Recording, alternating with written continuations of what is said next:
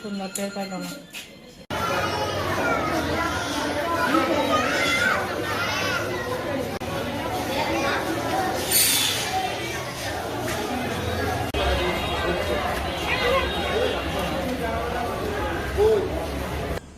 যাই হোক, আমরা হচ্ছে গিয়ে টুইটার গার্ডেনে পড়ে বা ইয়েতে পড়ে।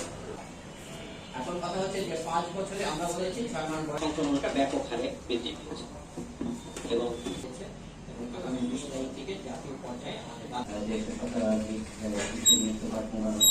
আমাদের এটা স্বস্তির বিষয়টা হচ্ছে মেডিকেল কলেজ বা হসপিটালগুলো আক্রান্ত হয়, এনকেফালাইটিসে আক্রান্ত হয় এবং অনেক বাচ্চা, অর্থাৎ এখানে 19% বাচ্চা আমাদের কোনো না কোনোভাবে বাদ পড়ে।